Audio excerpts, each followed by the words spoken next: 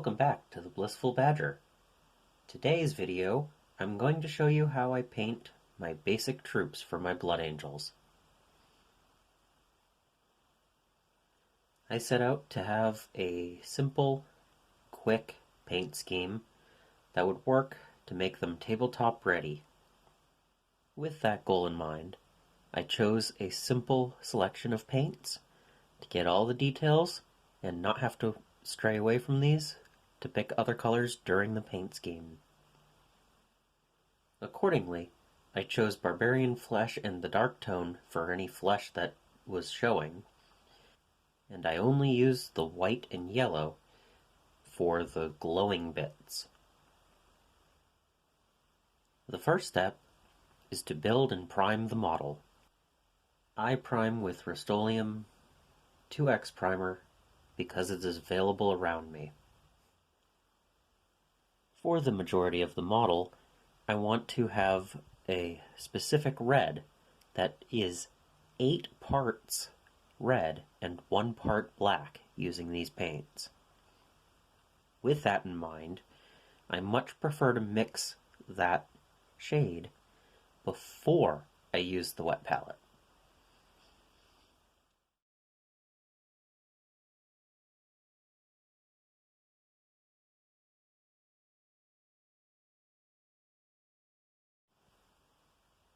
This saves time whenever I need to paint, because I can just use that one paint bottle instead of mixing up 9 drops of paint just to do a touch-up.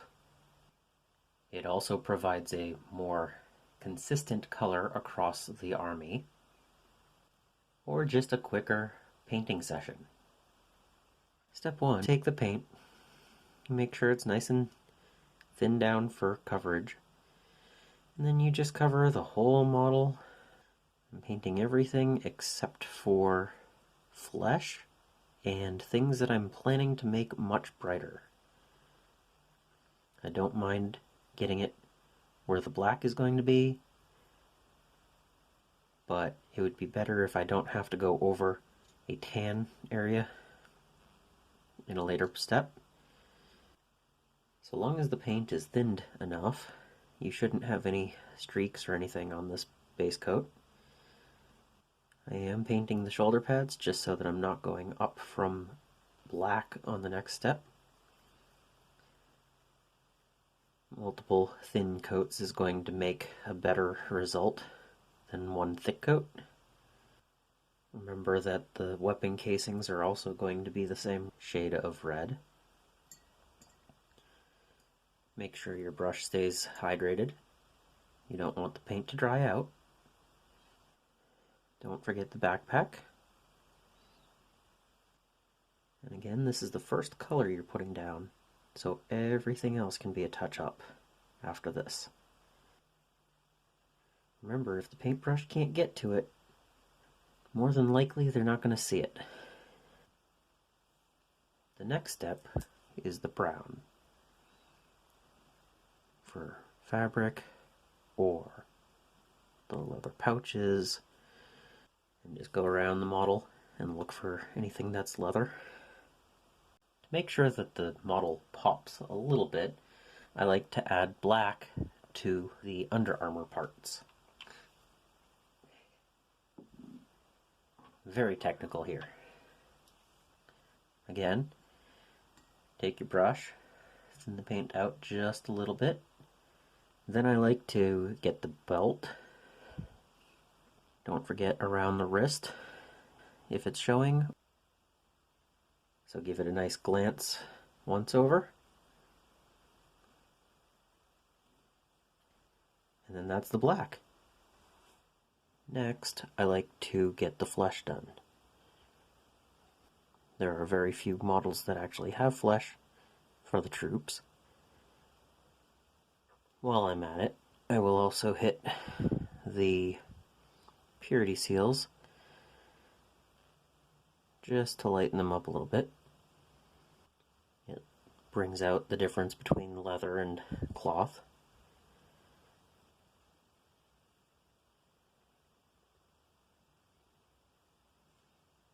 but it also doesn't bring it all the way up to ivory.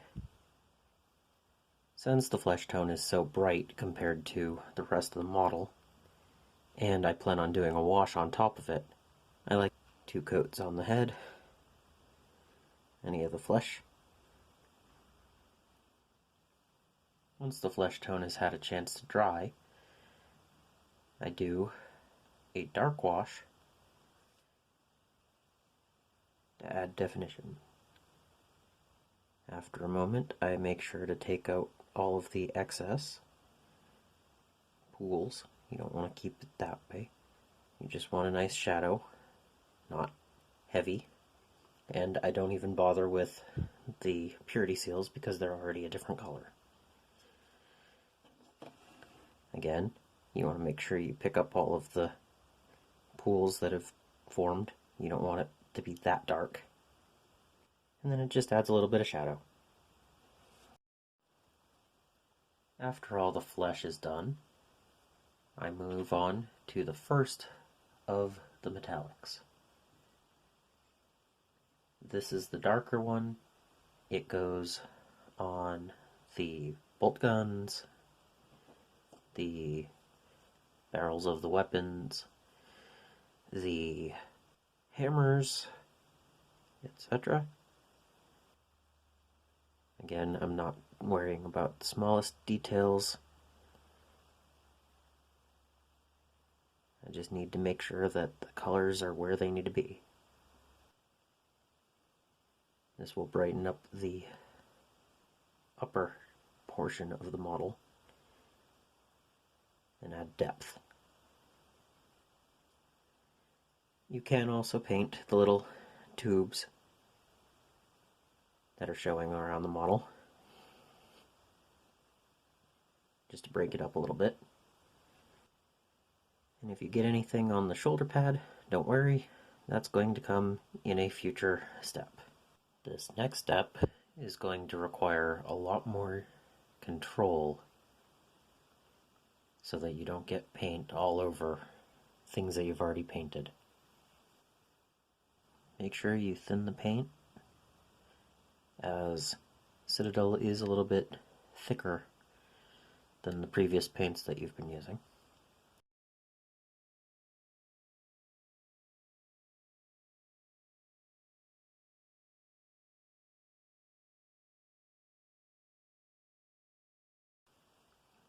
And while you're at it, you want to hit the knees.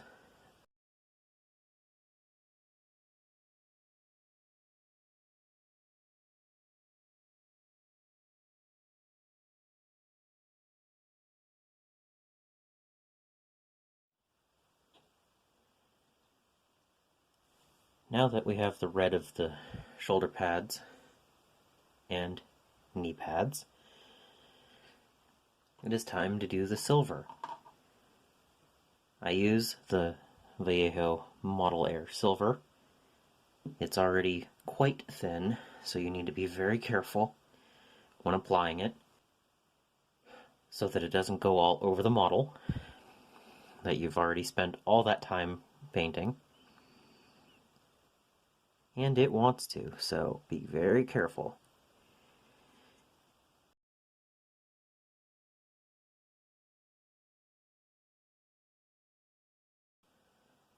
Try to keep as straight a line as you can, because this is going to be very noticeable. But if necessary, you can always do a couple of touch-ups later.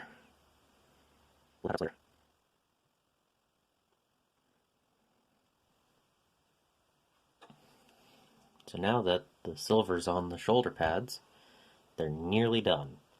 All we have to do is put white on the glowing bits, and then follow up with yellow.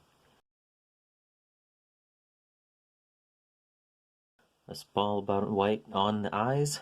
I'm not worried about going a little bit overboard. Once we come back with the white, with the yellow, we just put a little dot right there.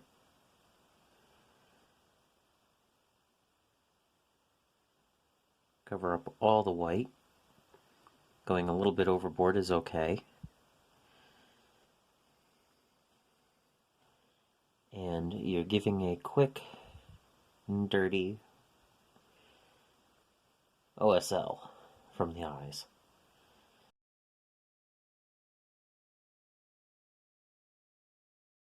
You're about 12 inches away right now.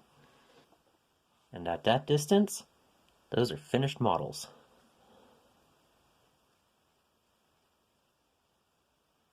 What do you think?